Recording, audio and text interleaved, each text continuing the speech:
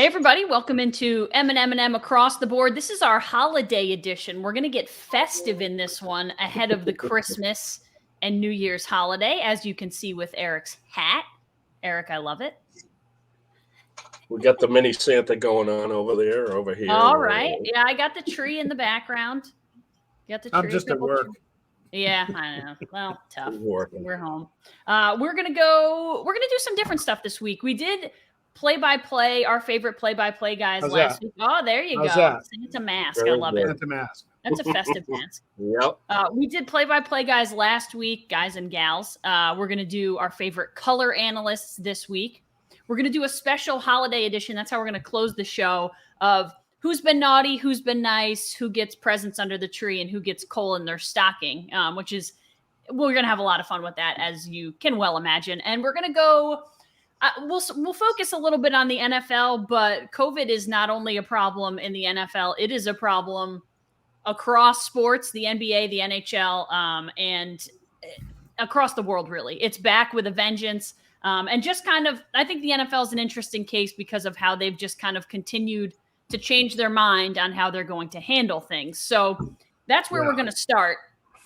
The first time, it's kind of amazing. The first time this season we saw games canceled or postponed or pushed or whatever was this week, which is pretty impressive, honestly. I thought it would happen before that, but it didn't. What is your guys' take on, I'm sure I guess we'll get with Sean's take first because it involved one of your teams. Yeah. And your team wasn't the problem. Finally, we're not the problem child. Yeah. Not that the Browns were, or the Rams. No, yeah. Look, it's a national thing. It's a worldwide thing, like you said. The problem I had, the NFL set up their rules and their criteria in the summer and said, basically, if you can field the team, we're not moving games. Right. Okay. And I was irritated because I planned on watching it on Saturday afternoon. I enjoyed it last night, obviously. But what bothered me was you changed the rules at the last minute. And that has a lasting impact all around. Right. You look at Seattle, right? They got their game moved from Sunday. They've now had a couple guys come up with COVID. So you're trying to help the Rams, help the Browns and all that, and you end up hurting their opponents. I don't believe that. And they set the precedent last year. Y'all remember that game Denver had when all three quarterbacks were in the same room and were out, and they had to play a wide receiver? No help there. And whoever would have thought that it must be the holiday season. I'm defending the Broncos. But the Raiders had a game last year against Tampa. Not only did they didn't change the game when the whole offensive line was out and missing guys on their starting defense, they moved it up. They moved a night game to a day game, but they still moved up. They no consideration there. So be consistent. Stop making the rules up as you go. Stop moving the goalposts. Roger Goodell's a clown for a reason, and this is it. And there is no good solution. Right? If the Browns had to play on Saturday and they're missing all those guys, I don't think they got many back. So I think it didn't help. You can't help everybody. You can't. Right. There's some things you can't change. I mean, on another side, I was in negotiations for a couple of weeks to fly out to that game before I realized it was Christmas. But Tom Schaller, that was on our show a few months ago, was a big Browns fan. He wanted to go. It would have been great early in the year, maybe. But you have people that plan their lives around this stuff, and not just their viewing habits on TV. And you change it on a moment's notice to appease one team, and you hurt the other one. Because now, and they actually didn't do the Browns too many favors, because the Browns now have a short week because they play on Saturday at Green Bay, and the Raiders now have a short week to welcome the Broncos in on Sunday. So I thought they mishandled it. I don't agree with it. And again, I'm a Raider fan, and I don't think they would have given us the same slack. Is my point. You know what? And the key word here is football. Okay, I want to go to the NHL to compare because the NHL is doing it right. Now, they don't have the long recovery time needed physically because they're used to playing so often. But the NHL Players Association, led by Don Fear, yes, the old baseball guy, he is working with Bettman, and they are doing it the right way. 10 of the 30 teams were shut down. They were shut down completely. The facility, the whole bit. This isn't just a Canadian border issue. They're doing it the right way. And it's tough not to watch. They do have a holiday break, by the way. Unlike the NBA, the NHL doesn't force their players to play on a holiday for many people like that. But I think the NHL is doing it right. The NFL, the problem is that these players can't 3 or 4 days is unsafe for recovery time. These guys need Monday just to do nothing. And we're not talking about the 35-year-olds. We're talking about players that come from the college level. So I know they're excited to have, as I mentioned to Sean prior, actually, is that I have a divorced friend who is at the casino every night because he has NFL football Saturday, Sunday, Monday, Tuesday, Thursday, all excited. That's great. But Seattle really got screwed, and I think it's very difficult to expect NFL players to be able to come back like that and to get taxi squad guys ready. I know this sounds absurd, but it would be nice if they got rid of the bye week and extended the season another whole week and get rid of that Super Bowl bye week. I think that would be a wonderful thing, but I know that's fantasy.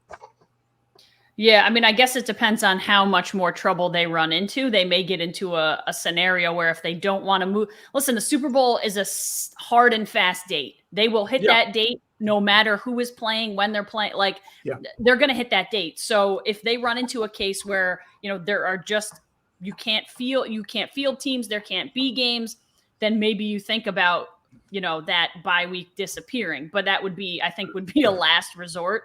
I think they're going to make the weeks shorter before they do that. They're going to try all kinds of things. And I think, Eric, you hit the nail on the head. The biggest thing is like the NHL, and I understand it's harder to do in the NFL than the NHL because the NFL has fewer games and every game is a little more important than an NHL game. And listen, the NHL is only off for like 4 or 5 days, which in the grand scheme of things, you get people coming back from Christmas, it's bound to just blow up after that too. So I don't know that that's the be all end all, the solution that everyone needs. But like Sean said, the rules are just changing. And my thing is, if you were changing the rules because you thought they were going to benefit players and make the game safer and do all these things, then okay, I'm down with it. But they're doing what feels like the opposite in a lot of ways. It's like they've now changed the rules. Okay, put your masks back on, have meetings virtually, yada, yada, yada. But now they're saying if you are unvaccinated, you must test every day. If you are vaccinated, unless you're showing symptoms, you don't have to test. So basically it's like, we just don't want to know about it. So we're not going to test what they're doing. The asymptomatic players because we don't want to know those positive cases and have more players out. We're just going to hope they don't spread it to everyone else. Well, that's sort of backwards. It's wildly backwards. But here's the question that these leagues and society are going to eventually have to ask themselves, because COVID's here to stay. You're going to have to deal with it. It's going to become like the flu. I don't see any other way around it because you're never going to get 100% vaccination around the world. And variants are going to keep mutating and cropping up and getting worse. At some point, you're going to have to, I guess, do what the NFL's doing, though I disagree with it. I think it's an easy way out for them to not interrupt the end of their season and the playoffs. But at some point, it's going to have to become common practice. Yeah. And people are just going to have to be, I don't know the end, obviously. But then do it at the end of the season. Like change the rules for next year when you kind of are aware. Yeah. Like mid-season, like just because you know the playoffs are coming and you know you have to get certain, like that's why they're doing it. Not because it's never because they care about the players. It's never because of that. They don't care about it. And look at the money now they can get because this is the holiday season, which means that everybody's putting on holiday specials right now. You see ABC is now airing the ESPN feed on Monday Night Football. They don't do that September through November. They'll be in holiday season with all the different shows that they have to do to fill time. The networks like Fox are loving every second of this because you've got Tuesday and Wednesday night NFL football. And so there's a lot of money involved. I'm not saying that that's a priority, but we're not going to hide the fact. It is very important. And so for the networks, they're lapping this up. I'm not saying that they like the protocol of what's happening, but they are getting quality sports live programming at a time of year when they're throwing basically a special here and there, like the Ashley Miller singing special or something, I'd watch that, though.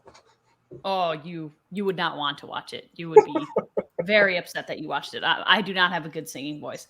Guys, just to give you an idea of just kind of how rampant this has become, from September 5th to November 27th, that's almost 3 months you're talking about. Only 110 players tested positive, which if you're thinking you've got daily testing, you've got that's pretty good. This week, week 15, so last week, I guess more than 150. So like and most of them were vaccinated. So like it's obviously not, it's not necessarily a result of people not doing safe practices and people not doing what they're supposed to. I think we're kind of beyond that now, Sean. And like you said, it's going to become so rampant that, you know, your antibodies are wearing off for people who are vaccinated. It's just a whole new ball game that we're dealing with. So I understand the need to change. I just don't quite understand the change that the NFL is making. This is an NBA problem. They've recently canceled 5 games. They've canceled 7 games total. And I think, again, it's just going to become more of a thing in all leagues. At this point, it just feels like you should be like, hey, it's the holidays anyway. Let's take 10 days off. Let's figure out a way to take 10 days off and come back, at least NHL, NBA. I don't know how you do the NFL because it's just so much different. But maybe you have to start playing, you know, you have to push it and play Wednesday and a Thursday. I don't know. I'm not sure what the answer is, but it's not an NFL, just an NFL problem. You're not going to be seeing teams cross over to Canada now. Right. The NHL shutting it down is the right thing to do because take the short hit and hope it gets better. You don't want to shut it down. I mean, I hear people saying, oh, the NHL is not going to play in the Olympics. That sucks. Well, you don't play for your country. You want to play for your paycheck, right? The Olympics is great, but it's a novelty, you know, and it's the league as a whole needs to keep playing. See what happens. You know, so I think that's the right move to make. Close it down, and we'll see you next week and see what happens. Mm-hmm. And the league said that by the end of this week, and taping being on a Tuesday, that they will make a decision in the Olympics. Let's be honest. There's no way in the world you're going to go. You can take the political side out of it. Now you don't have to blame the NHL about politics involved. The fact is, don't put the players over there, and that's the way it is. Because otherwise, you're going to see AHL players playing in key NHL games later in the year. So again, I really give the NHL credit, and I would be shocked, stunned, if by Friday they don't say no Olympics for our players. Can't do that. No way. You can't do it. Yeah, and it sucks. Listen, I love the Olympics more than the next person, and it sucks that you're not going to have your best players from your country representing your team. But I get it. Like the money is made in the NHL, and they're getting paid to do it. They're not getting paid to go to the Olympics, so I understand it wholeheartedly, unfortunately. But we're seeing changes. I mean, it just came out that Alabama, places like college football are now changing. They've instituted full-on, they're back into protocols, which I'm a little surprised that they weren't there prior to this, just in terms of like, hey, let's avoid all of this stuff. Because the college teams that I've been around all year are pretty much like masked everywhere around anyone that's not like on the floor when you're, you know, playing the game. But you're going to see all that stuff change because they just want to get through the next 2 or 3 weeks. So there's masks everywhere. There's virtual meetings. They've done all that stuff. And not surprisingly, Alabama's leading the way in it. But all college football teams should do that. If you're in a bowl or you're in the college football playoff, like, hey, let's just get through without having this get to our program so we have a chance to win a national championship. You don't want to throw all that off too, because again, those are dates, those New Year's Eve games, those are hard and fast dates that they want to hit. The broadcast is ready. The stadiums are ready. Tickets have been sold. Hotel rooms have been sold. They're not going back on those. Mm-hmm. No. You just said it, get through the next few weeks. Mm-hmm. And, you know, I think one of the things you see people reinstituting things that should have always been instituted, in my view, is it's inconvenient, right? It's too inconvenient for society to wear a mask to the store. I mean, I don't care. I still wear mine. I'm double vaxxed and boosted. But it's inconvenient. Nobody wants to bother with it. So guess what? We're still dealing with this. But for college football, I thought about that last night. They need to get through next week is the big showcase, New Year's Eve, and then the title game. And then they're free and clear for 9 months, 8.5 months. And hopefully things can work out for them so that they absolutely have to for the 4 teams alive. The other bowl games are what they are. But listen, college football or college basketball is a problem. Syracuse has had 2 games canceled. I mean, all over. So again, it's not just the NFL. It just seems like the NFL is always the one that's making the decisions that make you go, what? Okay. But that's about the only thing worse. I'd like to start out.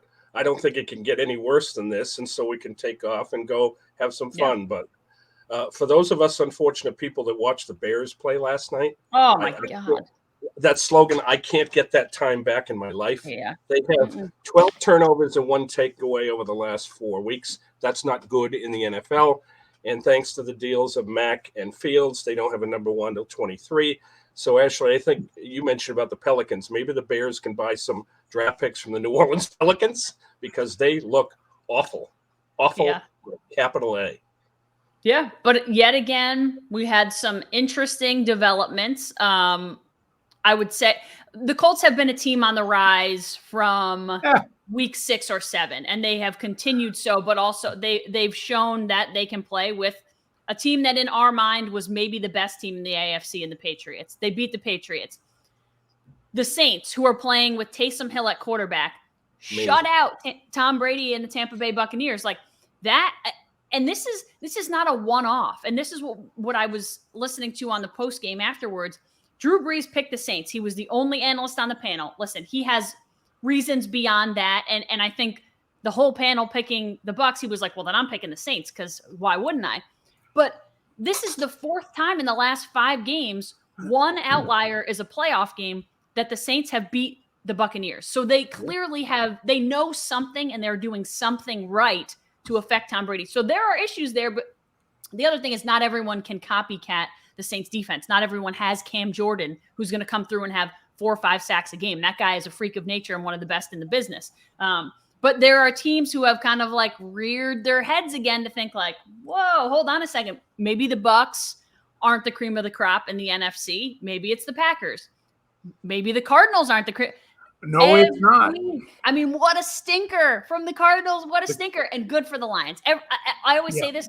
You can genuinely tell that they love to play for Dan Campbell. Good for the Lions. They looked like a real football team for the first time in a long time, I think. Yeah, the Cardinals was where I was going to open with today because you can't lose that game. Nope. You just can't lose the game. Nope. And as a great a talent as Kyler Murray is, I've never really seen it. I'm a little turned off on him because he told the A's that he wasn't going to play in the NFL, so they drafted him first a few years ago, and he turned it back on him. So screw you, Kyler. But he's an exciting player, and it's an exciting team. But they got their doors kicked in the other day. And even little things. Murray throws an interception. A guy in Detroit makes a great play, and A.J. Green just stands there. Well, and Kyler goes like this, and he's like telling him to come back to the ball. Go tackle the guy.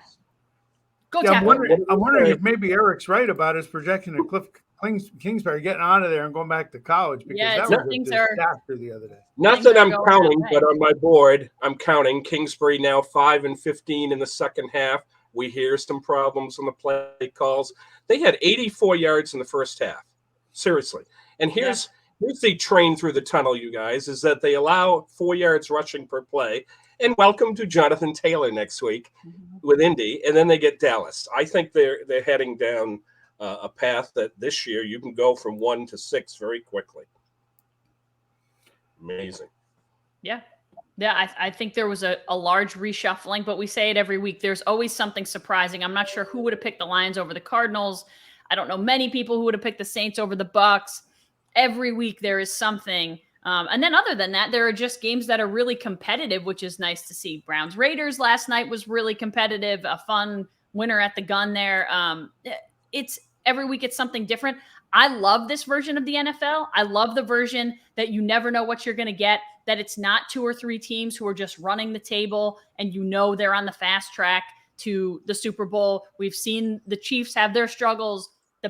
The Bucs have their struggles. I'll be interested to see if the Packers to me have just managed to get it done. I don't know that they haven't looked like the best team in the NFC East or the NFC, excuse me. But they've continued to win when other teams haven't won. So at this point, it's the Packers, but I still don't think they're the best team in the NFC. I'm not sure if they're the best team, but I think they're going to the Super Bowl. Yeah. If they can stay healthy, because they just keep winning games. Yep. You know, they won a tough game against Baltimore on Sunday, withstood a rally on the road, good opponent, but they won the game. So as long as Rodgers' toe can hang in there, I think they're going to go because the Bucs, Tom Brady all of a sudden looked 40-something years old the other day. He didn't look good. Yep. And he loses Godwin now for the year, and I'm not sure where Evans is, but he loses two weapons like that, and Fournette got hurt the other day too. That makes it very, very tough on them. Arizona showed what they were, and Dallas is in, but I don't think they could depending on who they play, win a game, but I think that's about their ceiling. So I think it's all there for Green Bay, especially if they can snatch home field. Mm-hmm. Well, they may not be the best team, but they are the most consistent right now. Yeah. I think we can all agree on that. So tip the hat to Aaron Rodgers. He broke Favre's passing record, 45 fewer games. He has 442 TDs. That's amazing. They clinched the NFC North de facto. If they could show up, they were going to clinch it. And the toe is not an issue. And to show you that, over the last 4 games, no ints, 13 touchdowns. Are you kidding me? I think he is now past Tom on the MVP category. Everybody up there loves him again. Nobody's talking about his hair and his mouth anymore. But I think they are the most consistent team. They're 6-0 at Lambeau, and look what's coming up. The next 2 are home. The snow will start to rise. The snowballs will fall from the sky. The tundra will freeze, and then they end at Detroit. So it is an improving Detroit team. But if Green Bay remains this consistent, they will not be toppled if they remain that. Don't sleep on San Francisco. Yeah. They're playing good football right now. Yeah, I would agree. All you got to do is get in. Just Yep. get in. And guys, I thought, listen, I know they lost the game, but again, they lost it on a 2-point conversion try because they didn't want to give the ball back to Aaron Rodgers, which I understand. But at the same time, listen, 42 seconds or whatever it was it's not 2 minutes. 42 seconds is, I know it's a lot of time for Aaron Rodgers, but I still would have taken my chances. I always think to myself, you have the best kicker in NFL history. Yes. Kick the extra point. Yes. Hope that your defense can just not give up a field goal and you go to overtime. And then guess what? It's a coin flip. And again, you're going to go to the best kicker in NFL history. Like, I always just want to give myself a chance to get to that point. But when you get that backed into on a 2-point conversion play, there's just not enough room to throw. And everybody and their mother knew you were going to throw to Mark Andrews, and you threw to Mark Andrews and it didn't work. Go to something else. Run the ball, throw the ball to somebody else. Like, you got to do something that's not expected. It was expected. Where the league I don't mind going for 2 sometimes, but it's like every time with Harbaugh. Here's where the league has gone, and I can't figure out why. Harbaugh the other day has a 4th and goal at the 3. They roll Huntley out, or he had to scramble because the pocket collapsed and he got sacked. Last Thursday, San Diego or LA, their first possession, they go for it on 4th and goal inside the 5. Get your points. Take your points. Yep. First possession of the game. Get points. Reward your team. You got a great return to start the game. Reward your team. Get some points on the freaking board. Yeah. And then Staley goes for it at the end of the half. He could have increased the lead, but no. I don't know if it's just the way the NFL is, or he was just intimidated by the Chiefs' offense. And I didn't watch the second half. I'm old. It was too late for me. I was told he did it at least one other time in the second half. Yes. That's a minimum 9 points he left on the board. 9 points minimum he left on the board in a game that he ended up in overtime with. Take your freaking points sometimes. You don't always have to go for it. Play the percent. I don't want to hear these charts and percentages and 2-point conversions and all. Get your points. I'm putting icing on your cake because I agree wholeheartedly in this. You had 4th down in the first quarter. Take the 3. Second quarter did it again. What are you doing? Do you think it's not going to bite you in the butt later on? Because these are cheap shot field goals. What happens instead of the 6 points on the board? Oh, by the way, they lose an OT by how many? 6 points. Mm-hmm. There's a reason we have goalposts in football. It's not just for extra points. Just give them the chip shot. Stop this 4th down garbage unless it's late. If Vince Lombardi was around right now, he'd take Brady's tablet and say, put the damn tablet down. Take your analytics and you know what? Take the points, even though they didn't have a tablet back then. But we're all in agreement on this. This stuff, you got to learn. You don't do it until late in the game. Let your kicker take the automatic 3. Right. It's almost like when there's when suddenly there's a penalty and you take the 3 points off the board. No, Hallis and LeBron, you don't take points off the board in sports. Sorry. You're trying to reinvent the game. It's like Tony La Russa deciding he was smarter than 100 years of baseball and batting his pitcher 8th and an outfielder. No, McFly. Hello, McFly. You don't do that. Come on. No, I agree. One more side note. I think that because of what I view as a lack of quarterback talent in this upcoming draft class, if I'm a team that is like maybe a quarterback away from being good and you don't want to risk a Sam Howell, like you don't want to risk on a Spencer Rattler, which I don't think he's coming out even, but a Desmond Ridder, somebody like that, I'm trading for Tyler Huntley. I'm trading for that guy because he's got the arm strength. He can run. He's very similar to a Lamar Jackson. Like that game, that was a good game by him. And that's the second of 2 good games by him. I'm trading for him. I take that guy over. It's such a risk to now draft these quarterbacks, especially once like teams who are so bad, like Trevor Lawrence struggling, Justin Fields struggling because they're put into not good situations. So I just think like I'm going to take a quarterback who's been a backup, who has shown glimpses on the field, put him into my system and see what happens. We'll talk about it more in the next couple of months leading up to the draft. I watch a lot of college football. I don't see a franchise quarterback coming out this year. A couple of teams are going to make mistakes by drafting some of these quarterbacks early just because of the position they play, though they're not a franchise quarterback. So you're right about that. Go with something you know. I think it'll be interesting because they're the bottom of the draft board this year. So like the teams who will pick 1 through 5 they don't necessarily need quarterbacks and probably won't select them. So it might be interesting to see where some of these guys go if some of these better teams who have late first round picks or late second round picks take a flyer on a guy that they can kind of bring in. You know what I mean?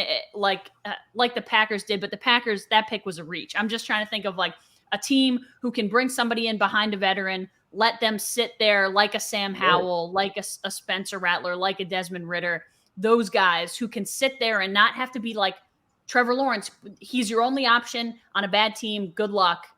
That's not the best way to develop. There are teams who can probably develop some of these young quarterbacks, and maybe that's the way of the future. Maybe teams go back to doing that. I don't know, but it feels like that's where it needs to go at this point. All right. Hey, folks, just a reminder, you can find us on Twitter at MMMATB1, YouTube, Apple, Spotify. And did you know the current supply and demand challenges within the auto industry make this a perfect time for you to get top dollar for your vehicle? Right now at Mohawk Honda, you can take advantage of the Kelly Blue Book Instant Cash offer. They will put cash in your hand for your vehicle the same day you come in, even if you don't buy from them. That's a pretty sweet deal, especially for all those college grads and students in need of a new ride or some extra cash. Mohawk Honda has consistently kept their lot fully stocked with hundreds of pre-owned vehicles. Their large inventory makes shopping fun as you browse through the many makes and models to choose from, and you can also check out their full selection online. Stop in and say hi to Greg Johnson, the Assistant General Manager, Jake Hot Sauce Doyle, Luis, the VIP Man Morales, are one of the many helpful sales consultants here at Mohawk Honda. There's a vast selection of Honda certified pre-owned vehicles, so now is the time to take advantage of the Kelly Blue Book Instant Cash offer. Mohawk Honda in Glenville, where they always go out of their way to please you. Speaking of pleasing, last week we talked about some of the better game analysts, not just current, but all time. And so we thought we would go, or we did the play-by-play guys last week. Sorry. So we're thinking about the other guy or gal in the booth. I wanted to share a few with you on the best and worst, and then we'll turn it up for discussion. Best all time, John Madden. He's more than a guy with a video game named after him. He's a Hall of Fame coach, an Oakland Raider coach, so I'm definitely a little partial.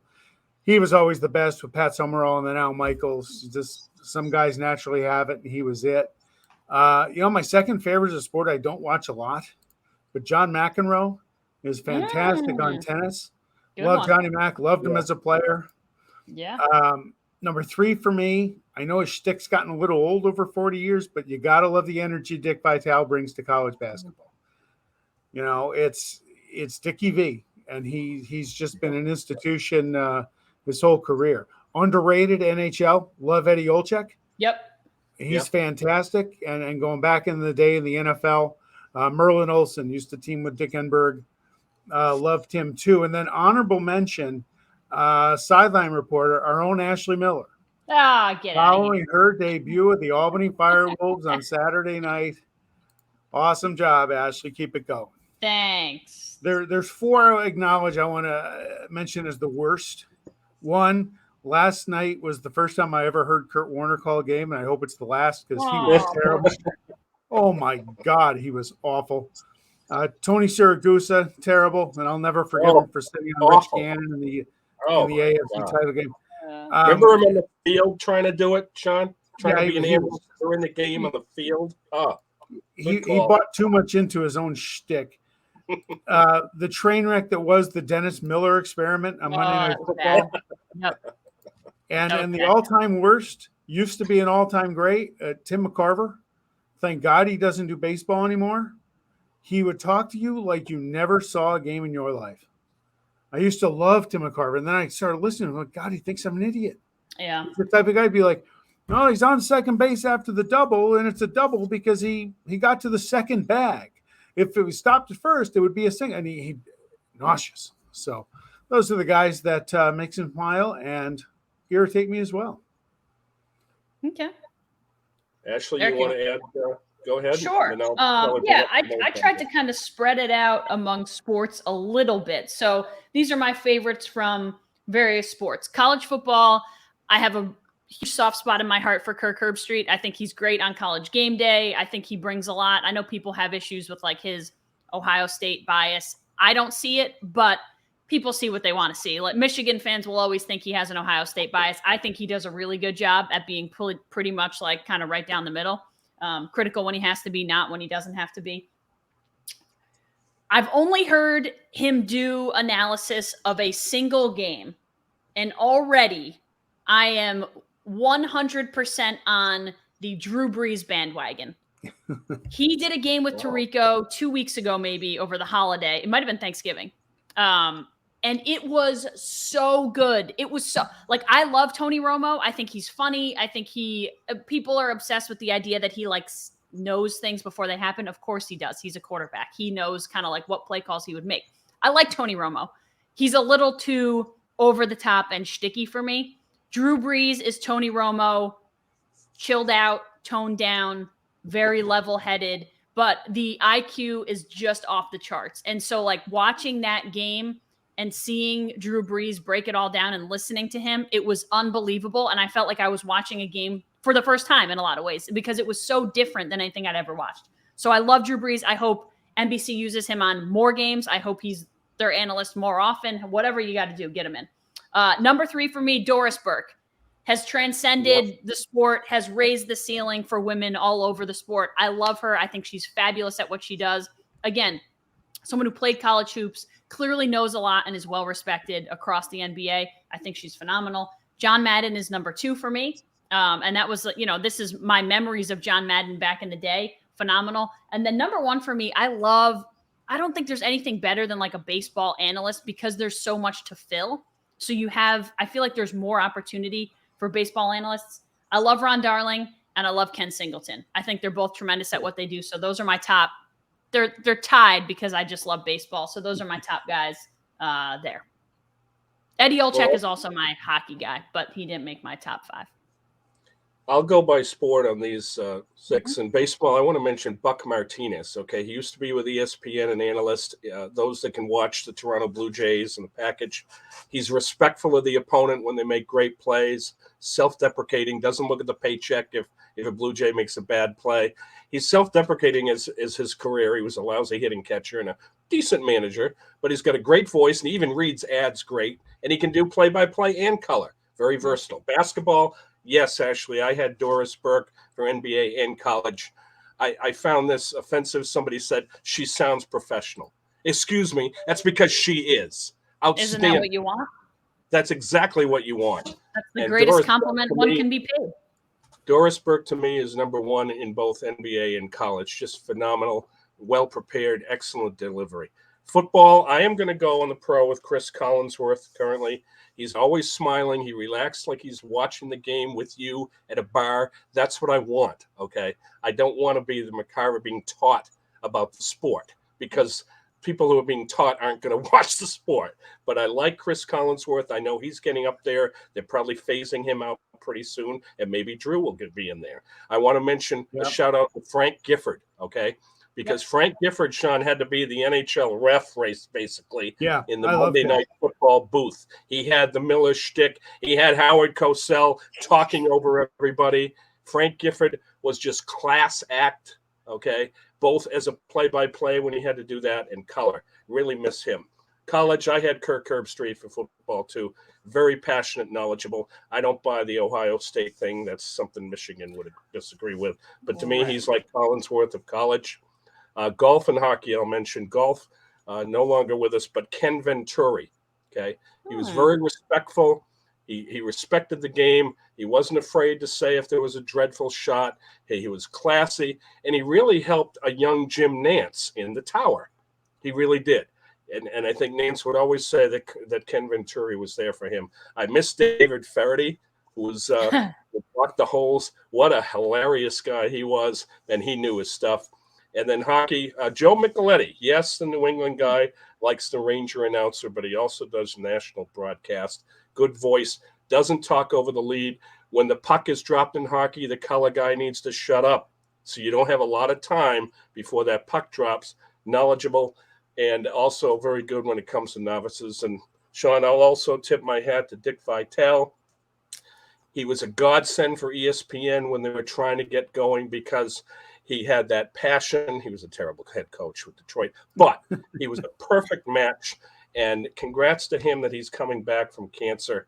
The ESPN Hall of Fame, you can say Berman and others, but ESPN is what it is today, really, with basketball because of Dick Vitale. Absolutely. Yeah. I mean, Dick Vitale, he says a lot of the same things, but you cannot, either you have passion or you don't.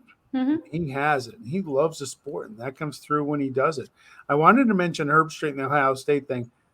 I believe it was quite a while ago. He had to move out of Columbus, get his family out of there because of all the heat he was under from the Ohio State people, which was nobody's ever happy. No one's ever happy. You're right. Nobody's ever happy. You're right. Yeah, I love Dick Vitale. I have trouble listening to him because it's always just so much. It's like he's always yelling at you. For me, I just need someone again, like why I like Drew Brees over Tony Romo, because it's just a little more calming. Like when I'm always getting screamed at, it feels like a lot. So I love Dickie V for what he did for the sport, what he represents, and of course the passion. But sometimes I'm like, oh my God, just take it easy. But he's not the only one. There are plenty of people out there who are very enthusiastic, overly enthusiastic, just not my style. One guy that we didn't mention that he's a love him or hate him guy is Bill Walton. I love Bill Walton. I hate him. See, and that's like, it's just a preference. You know what I mean? It's just a preference. He's talking about the Grateful Dead and whatever. And I'm like, just talk about the game. Come on. That's a preference. It's all right. I mean, I don't hate him as a person. I just don't enjoy listening to his games. That's all it takes. I did meet Bill Walton when he was Clippers broadcast team in that lovely, the LA Sports Arena that I raved about. And as nice as could be, it's so funny because if you meet somebody like that, you have a belief on them. And I feel bad for his son Luke right now, obviously, but he was cordial, friendly. That voice. He's got a voice that you know exactly who it is, and he was a class act. He really was. He still is, that is, but I was very impressed with him. Cool. Sean, I know you have to hear that. That's my favorite thing. Yeah, go ahead. I do want to say I have to get a guest for my topic, so I know you two can hold the fort for a sec. Yeah, Thank you. We'll hold it down for you. I'll try to not stumble through the read while you're gone. Yeah. Hey, M&M&M Across the Board podcast, episode 22. You can find us on Twitter at MMMATB1, YouTube, Apple, Spotify. Folks, the final days of 2021 are here, and that means the holidays are upon us. Make sure your home is safe and warm this season thanks to Johnstone Supply in Troy. The Goodman Furnaces are now in stock. Goodman Furnaces are not only made in America, but they're also a perfect blend of efficiency and dependability for wherever you may live. Don't forget to clean out your air filters before your friends and family visit this season. Find out about ways to purify the air in your home and to adjust your air filters before the big holiday events by connecting with Johnstone Supply in Troy. Visit them on 6th Avenue in Troy from 8 a.m. to 5 p.m. or call them at 518-272-5922. Whether it's Tom, George, Kev, or James, the crew there will offer you the best recommendations for the season. Call them today to get the best advice on how to prepare your home for the snow and to change your boilers or furnaces. Call Johnstone Supply in Troy at 5922, or leave them a comment on facebook.com/John Stone Supply, Troy, New York. And we have a Holy. guest among us. Santa, welcome to the show. I meant to wear my kid's Santa hat. It barely fits my dome, and I left it in the car. So I'll go with that. I got my Q's hat on, but Santa is way more exciting than this. I need Mohawk Honda because my the sled is in the shop right now. So, all right, I'm going to start, okay, kiddies, with some folks this year that are going to get a lump of coal. They deserve the lump of coal, okay? The coal goes to the New York Islanders, Houston Texans, Orlando Magic, Arizona Diamondbacks, while we're out there, Arizona Coyotes, Phoenix, whatever the heck they are, Montreal Canadiens, Baltimore Orioles, Detroit Pistons. And to you folks who couldn't get it done, Walton, Carlisle, Bjorkgren, Van Gundy, Clifford, Stotts off the court, Brooks, Green, Vigneault, Maurice, Colleton, Tortorella, you're iced. I need more of this. Schilt, Rojas, Tingler, out of the dugout. O'Brien, Peterson, Quinn, Gaze, I'm getting nauseous mentioning him. Lynn, Patricia, and on Black Monday we'll have more, but they will all get coordinated jobs in football, but they still get my coal.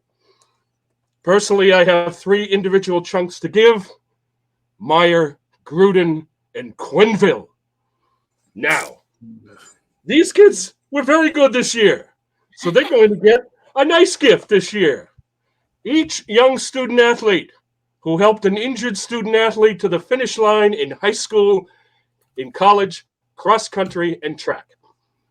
Chelsea High School's football team, trailing Hudson University, the best school and team in Michigan history, by 28, but Chelsea came back to win a state title. Never quit Bulldogs. All the high school and college seniors who didn't get a senior day, who didn't get to play their senior year but still made their families proud. Simone Biles, need I say more? Tara Vanderveer guided her Stanford women's team through hotels and pauses. We all know all the challenges that they had and remote academic learning, and yet she found a way to win a national title and donate her time right after the season to provide thoughts and inspiration for a local program here that recognizes exceptional female students. And 2 more people. Ashley Miller, who found time around a wedding plan, which was her own, to interview Tara and MC that special awards event. Good girl. And good boy Sean Martin, who wrote a lovely book about his twin sons and found the time to create this wacky wild podcast in upstate New York. Happy holidays to all. Happy holidays. Thanks, Eric. Oh, Santa. Okay. What a guy. All right, you want to give out your... Yeah, I'll give out some gifts. Yeah, do it. I'll repeat with Eric, Simone Biles, for reminding people that real life is sometimes, believe it or not, more important than sports. Milwaukee Bucks and Atlanta Braves for winning their first titles in a long time, 50 and 26 years. Phil Mickelson, oldest major winner. We have like the same list. Awesome. This is crazy. The Baylor Bears for winning the NCAA Hoops title, and especially the Oakland A's fans, I want to gift you a new stadium at Howard Terminal. Let's make it happen. Mike Cole, Urban Meyer. It was going to be my whiteboard last week, and I decided to save it, and then I got fired. Urban Meyer just found out the tough rule about the big boy football. If you act like an asshole, you're going to get treated like one. Bruce Arians for having no ethics. Signs Antonio Brown last year, says there is no second chance. So Brown commits a felony with a fake vaccination card, but he's back at practice today. Good job, Bruce. Hypocrite. Roger Goodell, because you're a clown, and the way you handled the Washington football team scandal and John Gruden leaks, he deserved to be fired. Didn't like the way it happened. Cole to the entire Chicago Blackhawk organization, retro to 2010. Major League Baseball and the MLBPA for giving us a lockout. Thanks. I don't appreciate that at all. Kyrie Irving, you won't get vaccinated. You can't play. They say they're going to bring you back and you enter the protocols. That figures. And Ben Simmons, I hope you get a new team, buddy, because I don't know what you're doing.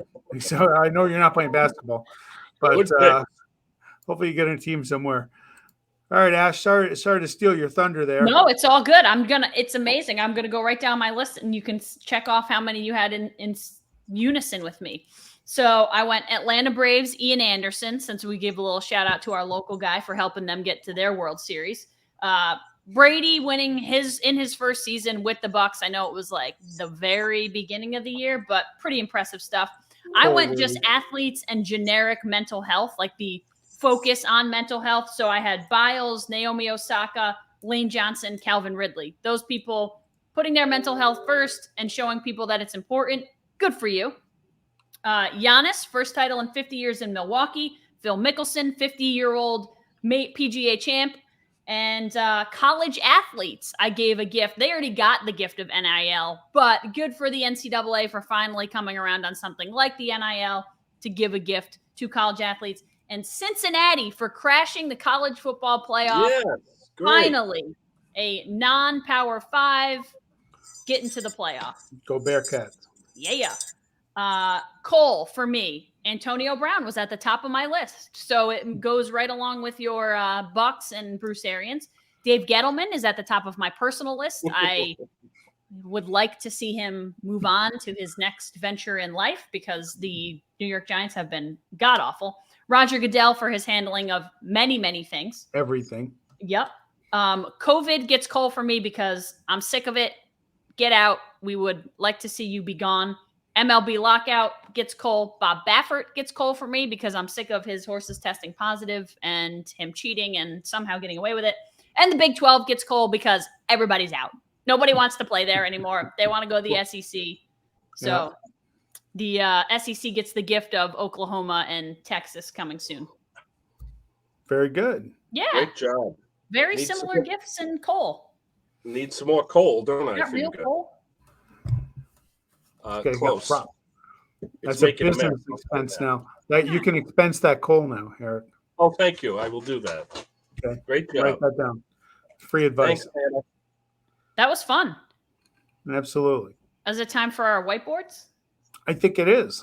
All right. Who wants to go first? I would like to go first. Okay, go first. I normally don't care when I go, but I've been battling this thing that has plagued society for a long, long time.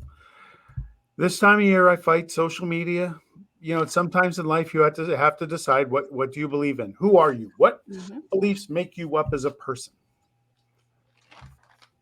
So now I'm bringing the fight from Twitter, from Facebook to this podcast. Folks.